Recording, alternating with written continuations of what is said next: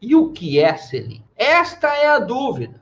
O que representa a taxa Selic? Vamos lá. Esta aqui é o decision da DC 5859 do STF. Aqui fala os índices de correção monetária e de juros vigentes para as condenações cíveis em geral devem ser aplicados sobre os trabalhistas a partir de então. Quais sejam?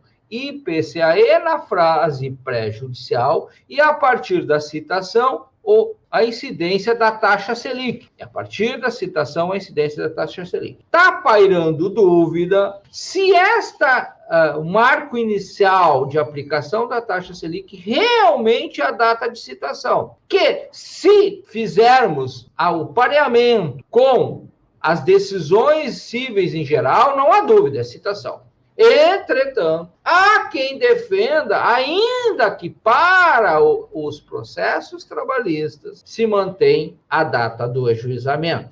Bom, mas é uma outra discussão. O marco inicial da vigência da taxa, de aplicação da taxa Selic. Só que o importante aqui nesse decision é a partir desse trecho, ó.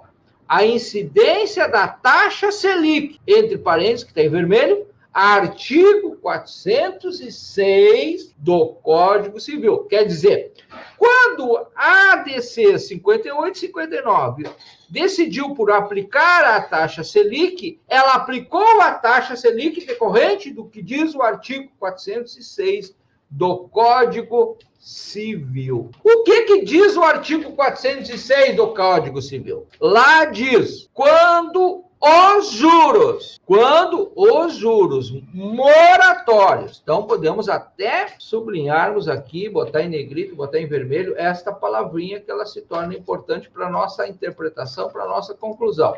Moratório. Então, quando os juros moratórios não forem convencionados, que é o caso dos trabalhistas, ou forem sem taxa estipulada. Então, quando a gente está falando da taxa Selic, a gente, só por essas duas primeiras linhas do artigo 406, que a decisão da ADC remete a ele, só por essas duas linhas a gente chega a duas conclusões. Primeiro, quando o ADC manda aplicar acabei saindo do lugar aqui. Quando a ADC manda aplicar a taxa Selic, a ADC manda aplicar em razão do artigo 406. Quando nós vimos o artigo 406 nas suas duas primeiras linhas, a gente já identifica duas coisas. Primeiro, a taxa Selic é uma taxa de juros. Ah, Carlos, mas ela também tem correção monetária? Tem, mas ela, por ter implícita a correção monetária, não tira da taxa Selic a natureza jurídica de juros.